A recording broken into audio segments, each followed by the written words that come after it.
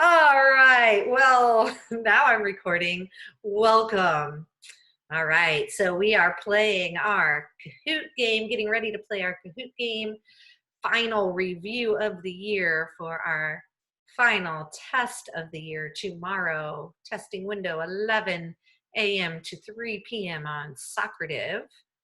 Force and motion is the name. And unbalanced and balanced forces is the game. We are going to play it in just about 2-3 minutes. Right. Getting you guys signed in there.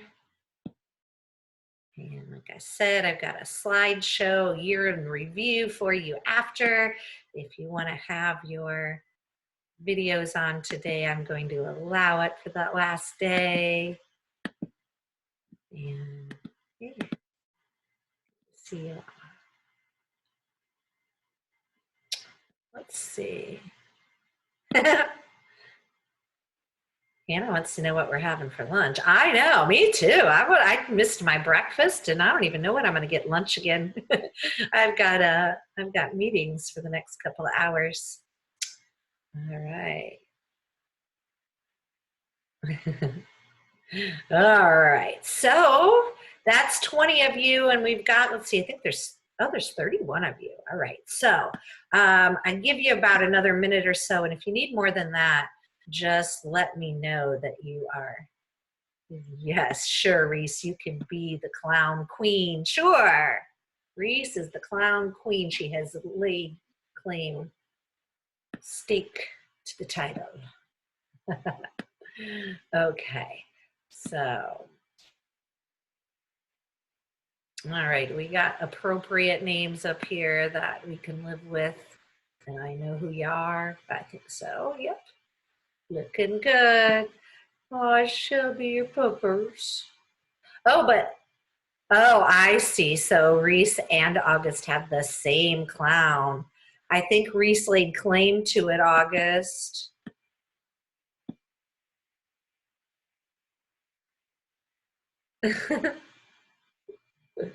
She's the OG clown.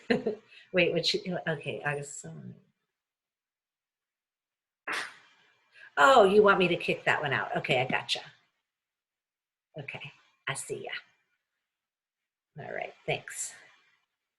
Okay. Now Lily's gonna fight for the clown. All right, Ray, does anybody need any more time? I noticed there's still about 12 of you or 13 of you that haven't gotten on yet.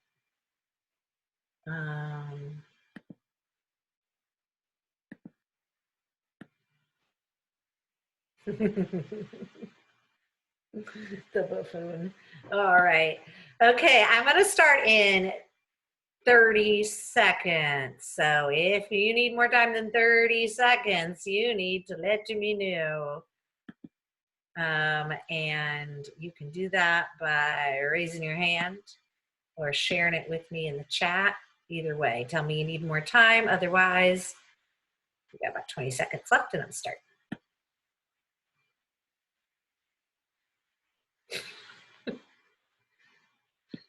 All right, 10 seconds and I'm starting.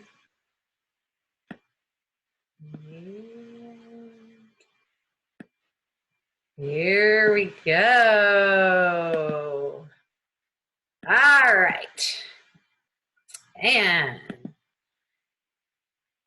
why did adding mass to the dishes during the Great Tankini make this trick easier? Was it adding mass added extra inertia to the dish? Adding mass made the force required greater? Adding mass made the force required smaller? Adding mass gave the tablecloth extra inertia? And the answer is adding mass added extra inertia to the dish. And 12 of you figured that out, and 7 got it incorrect. So remember, you want the dish to have inertia because you want it to stay put. The tablecloth, you don't want to have inertia. And nobody chose that one anyway, but 5 of you chose adding mass made the force required greater. Oh, okay, well, That is true. Adding mass does make the force required greater. But the question is asking, why did adding mass make the trick easier? And having to apply more force doesn't really make the trick easier. It is a strategy, though, for making it successful. But it's the extra inertia to the dish that made the trick easier.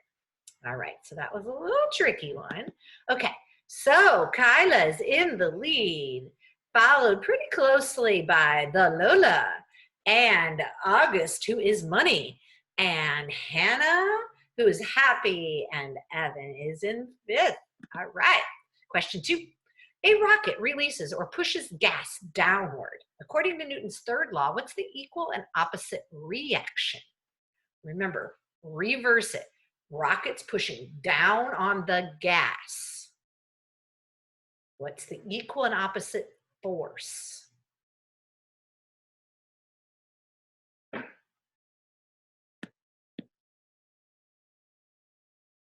And the answer is the gas pushes up on the rocket. I decided I probably shouldn't talk through all these questions. It might keep you from being able to concentrate. So I let you answer that one there on your own. The gas pushes up on the rocket. So the rocket is pushing down on the gas. The gas is pushing up on the rocket. Now, a lot of you said the very common misconception, number 7 of you read, the rocket accelerates up. Now,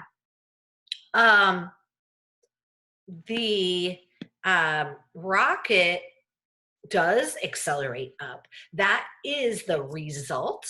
But the reason that the rocket accelerates up is because the gas is pushing up on the rocket. And the rocket is pushing down on the gas. Think about a swimmer, like in the study guide example. You know, a swimmer will push against the wall to be propelled in the opposite direction. Why is she propelled in that opposite direction? Because the wall pushes back on her. So, all right. Let's look at the leaderboard. Oh, Evan just came up from 5th place all the way into 2nd. And let's see. So Kyla's still in 1st, followed by Evan, the Lola, and Paisley and Shelby have come on to the leaderboard. And Saya is climbing up high. She may make it to the leaderboard soon. All right, question 3. Why is it a good idea to wear your seatbelt when riding in a car?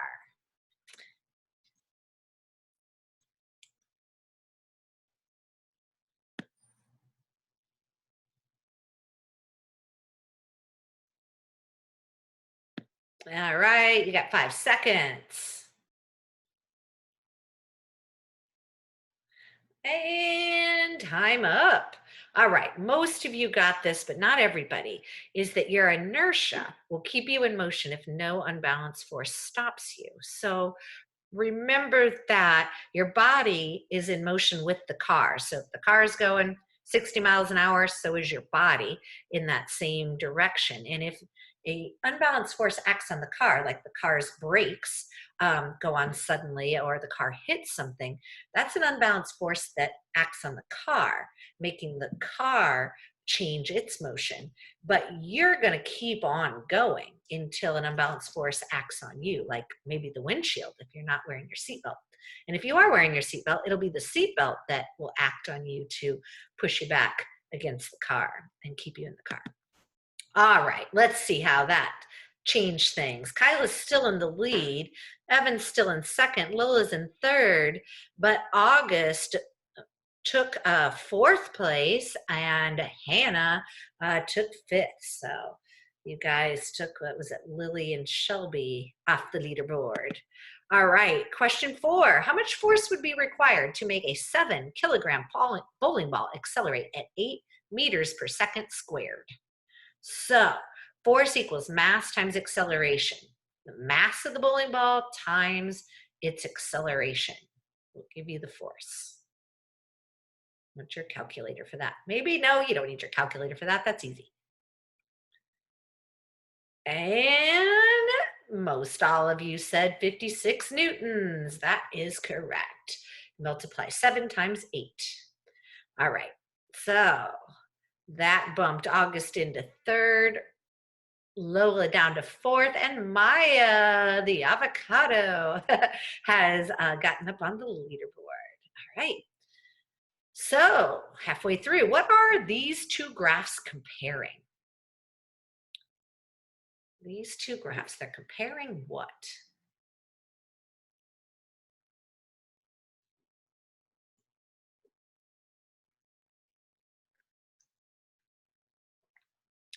And 3 seconds.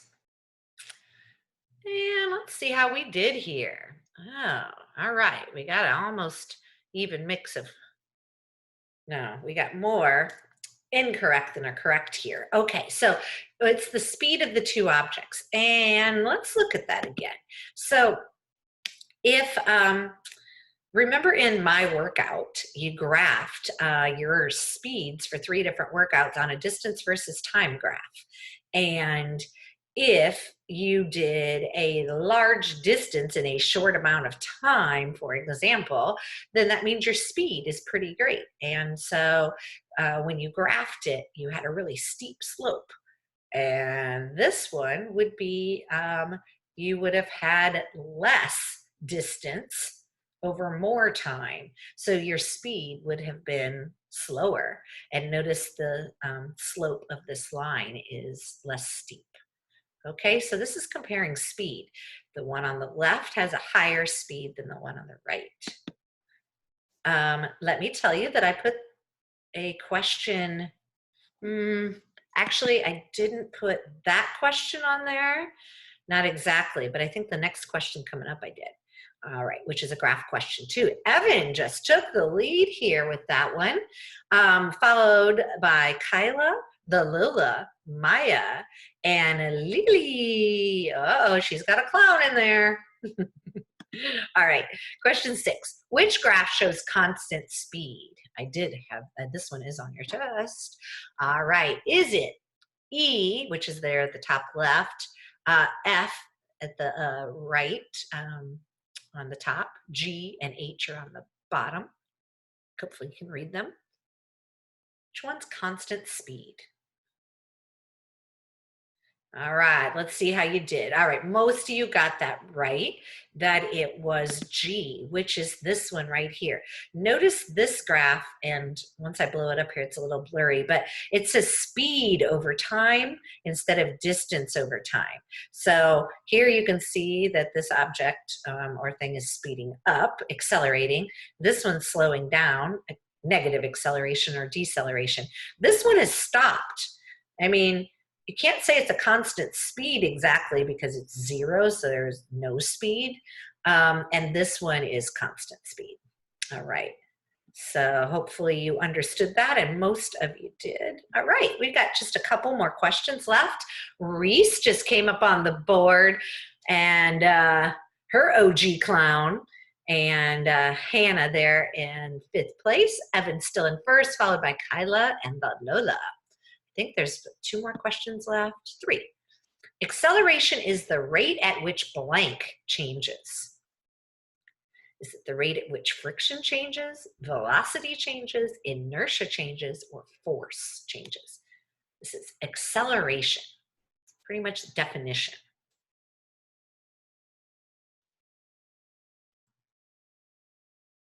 And hopefully you all told me, and I almost said inertia, velocity. Yes, velocity changes. Remember, velocity is different than speed only by its speed in a direction. So remember, acceleration, an object could accelerate if it changes speed or direction, or both. So velocity, if it changes, then it has accelerated. All right. Let's see what that did. All right, that brought Lola into 2nd. And the OG clown, Reese, is in 3rd. Kyla's moved down to 4th. And Hannah is in 5th. And Evan has still got the highest answer streak and still taking quite the lead right now. Others are not anywhere near him, really. Okay, last 2 questions. When hula hooping, you apply a force with your hips to the hoop. What's the equal and opposite reaction force? So your hips are putting a force onto the hoop. What's the equal and opposite reaction force? What force is equal and opposite? There you go. The hoop pushing inward on the hips. Kind of like the rocket question. A lot of people, and luckily this time only one person, would probably have said the hoop spinning.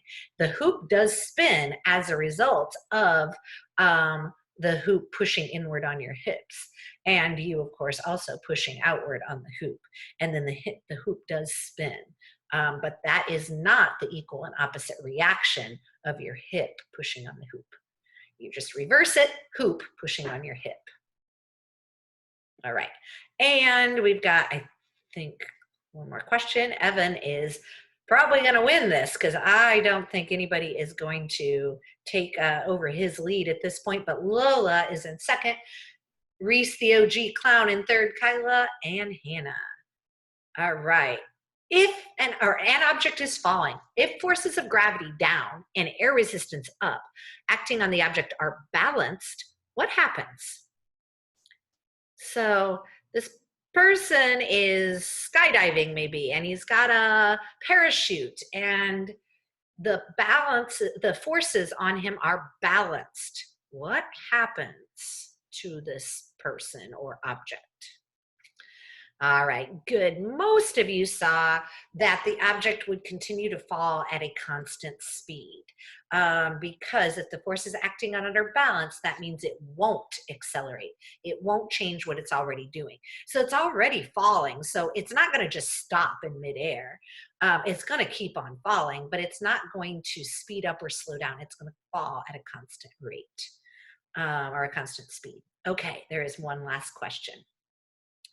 All right, Maya just got back up on the leaderboard and threw somebody out. I forget who was just there. Okay, all right, last question, guys. Which of the following has a net force or unbalanced force acting on it? Is it Courtney pushing a stroller at a speed of 5 miles an hour? Is it Brooke skating at a constant velocity? Is it August kicking the ball at rest over the school? Or is it John Ben trying to pull a boat out of the water, but it stays at rest? Which one is it? It is August kicking the ball at rest over the school. And you guys struggled with that one a little bit. More of you, well, no. More of you got it wrong than got it right, but a lot of you thought it was Courtney pushing a stroller at a speed of 5 miles per hour. I probably should have said a constant speed, but I didn't want to give it away that much. So basically, if our unbalanced force is acting on it, it's accelerating or changing its motion. So if it's staying in the same motion, it would have balanced forces acting on it. So Courtney pushing a stroller, yeah, I probably didn't write that very well. If I had said a constant speed, that would have made that a little better. Brooke skating at a constant velocity, meaning same speed, same direction.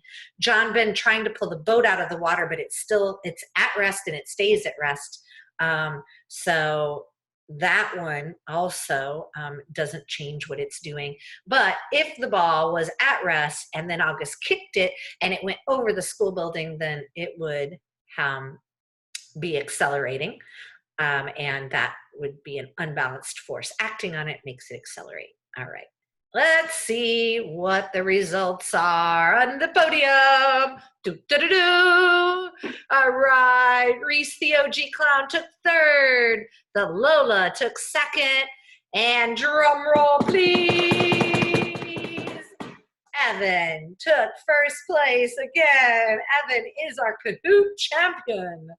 And what was that? Maya and, oh, who did they just say? It was Maya and somebody, maybe it was Lily, that took fourth and fifth place. Did you guys tell me? Was it fake August? Wait, who's fake August? Exactly. You guys. All right. Well, good job, y'all, on your Kahoots. I'm going to miss playing Kahoot with you, and I'm just gonna miss you. Anyway, in general, you guys have been really a great a great group of kids, and I hope that you have an amazing time in high school and that you come and visit me and let me know how well you're doing. Um, I am hoping that you are not a stranger. All right, so I'm going to play your slideshow right now and of your pictures, and I want to play a little music in the background. So give me just a minute if you guys want to chat for a minute. And I don't see anybody still got their videos on. You guys can say hello, wave to each other maybe. A few of you do. I don't know if you guys probably know you can scroll through. Oh my goodness, I see teeth. Nova, were those your teeth? Okay, all right, let me pull up some stuff here. Okay.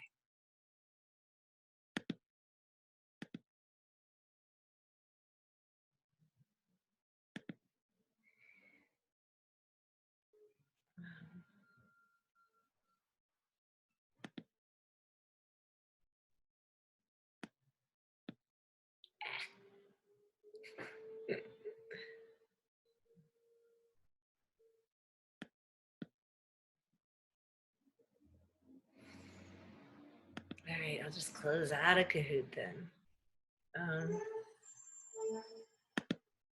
Resume recording now. So yes, I missed that whole slideshow recording on it. So anyway, guys, I have so much enjoyed having you in my class. I hope that you learned some things, and I am sorry that our fourth quarter physics unit got cut pretty short, but hopefully you feel confident enough with Newton's laws that you can apply that to the test tomorrow and knock that out of the park at your last grade. Most of you are looking at an A for the fourth quarter and semester in general. So I'm really, really proud of you guys. You've been a great group. And remember, I'm not having office hours today. Unfortunately, I've got a meeting, I guess one at 1 and one at 2. So if you need me, just send me a message and I will make sure to get back with you, and anything you need, if you want me to set up a Zoom with you, I can, or whatever, where we can just chat on EdSP. And I'll see you guys at the parade in a week, and maybe I'll see you doing another Zoom next week, but I don't know what's happening next week yet. So anyway, you guys want to say anything to each other? I don't see Hannah in her room anymore. A few of you are up here.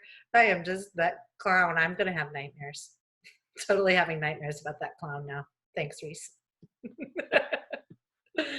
All right. Oh, Zoe, your smile and laugh. I've missed that.